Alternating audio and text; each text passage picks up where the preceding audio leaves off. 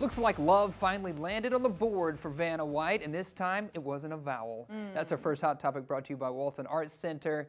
The longtime Wheel of Fortune icon has officially tied the knot with her longtime partner, John Donaldson, in a surprise private ceremony. White shared the news on Instagram, writing, "Surprise, we got married."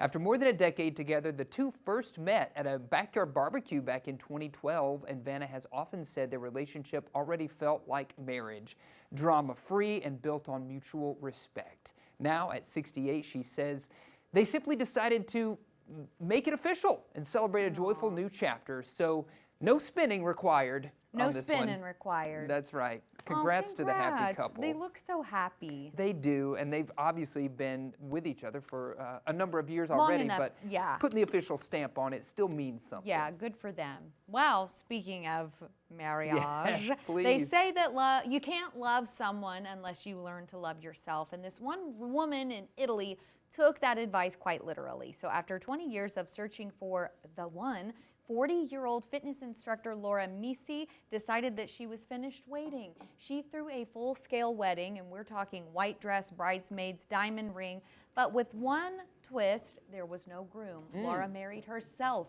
in front of 70 guests before jetting off to Egypt for a solo honeymoon. She says her happiness doesn't depend on a man, but is this the ultimate act of empowerment?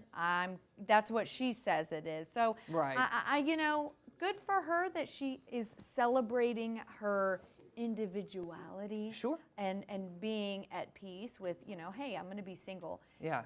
I find it interesting that we've spent money throwing ourselves a whole wedding to be married. Wedding. Yeah, it's kind of silly. And sometimes, I don't know, Murphy's Law says you do something like this, and on your honeymoon, you're going to meet your life partner. Well, and then the cynical side of me, too. I'm a little bit like, okay, but are you really, if you're doing this, then are you really at peace with it? Because making a big show of it. Right. Well, either way, she looks happy. And she does. And a honeymoon and I bet fun. I bet that trip to Egypt was cool. Yeah, it's going to be a blast. Well, the music world just honored some of the most iconic voices behind the songs that we know and love. The Songwriters Hall of Fame has revealed its 2026 class of inductees, celebrating the creators whose work shaped decades of music.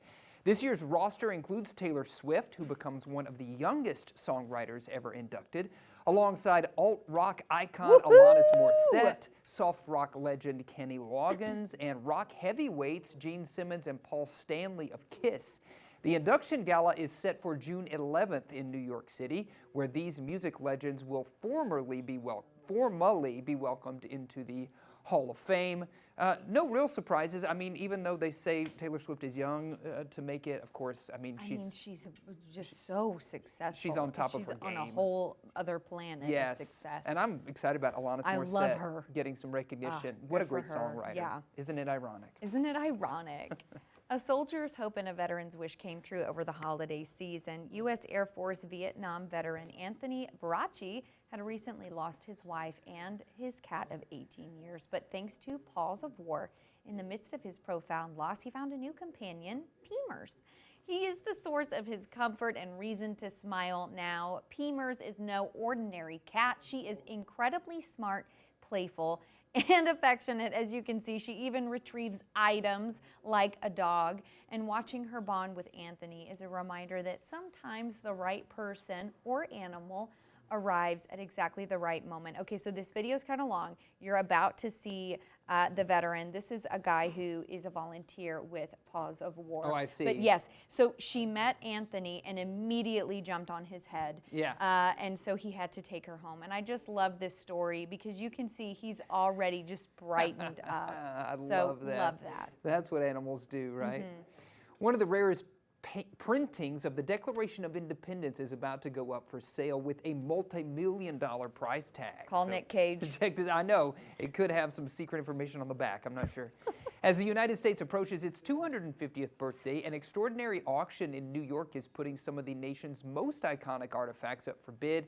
Christie's We the People, America at 250 sale brings together rare treasures that tell the story of American history, including a 1776 broadside printing of the Declaration of Independence produced in New Hampshire, one of just a handful known to exist, and an edited 1787 draft of the U.S. Constitution marked by founding father Rufus King. So a lot of those big items coming up for auction to celebrate America at $250.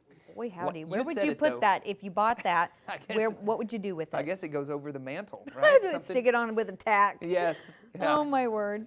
Well, we're just weeks away from the Oscars, but first it's time to celebrate the movies that Hollywood would rather you forget. The 2026 Razzie nominations are officially out, and Disney's live-action Snow White is unsurprisingly leading the pack with 6 nods, including Worst Picture and Worst Supporting Actor for the Artificial Dwarves. Yikes. It is tied for the top spot with Ice Cube's War of the Worlds, which I'm sad about because I love me some Ice Cube. Yeah. But even Oscar winners Jared Leto, Natalie Portman, Michelle Yeoh made the list this year, proving that even the biggest stars aren't safe from a $5 gold spray painted trophy. That's right. It's true. So, Yeah, I know Michelle Yeoh is nominated probably for that Star Trek movie, which I'm a big fan of Star Trek, but that movie was not it was that not great. good. Yeah, it was I not that don't great. think I saw any of those movies, but I did see the previews for Snow White, and I thought, oh, they're not The anything. skip, right?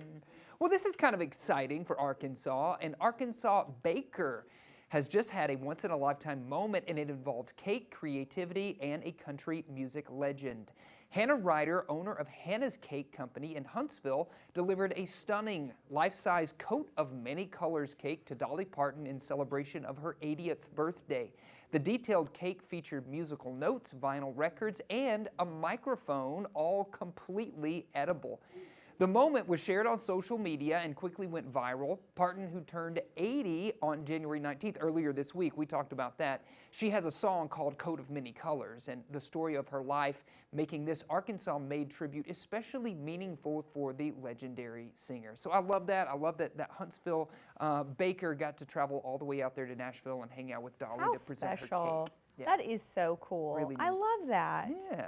Well, finally, a story that proves that it's never too late for a happily ever after. Okay, this is what I was talking about earlier about themed Yes, shows. yes, okay? that's right. So after Love. living as neighbors in Lexington, Kentucky for over 40 years, Art and Marilyn are officially engaged. Oh. The two grew close later in life after both spent years as caregivers for their late spouses.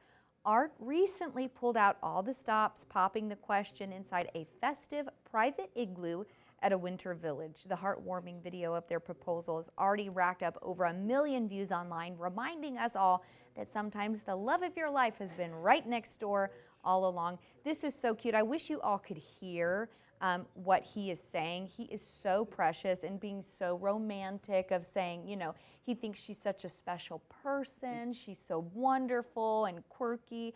And then her touching reaction is she says, oh, I would love to marry you. It's just so adorable. And she's oohing and awing over her ring, and it's adorable. I know it's cold outside. We might be mid-January, but this is already giving me Valentine's Day vibes, right? This was the one that I was watching going, oh, Okay, no, yes. at my desk. Yeah, and so I was Jason's like, what's what going on? are you What are looking you at? watching? Yeah, it's very sweet. That's amazing. Yeah.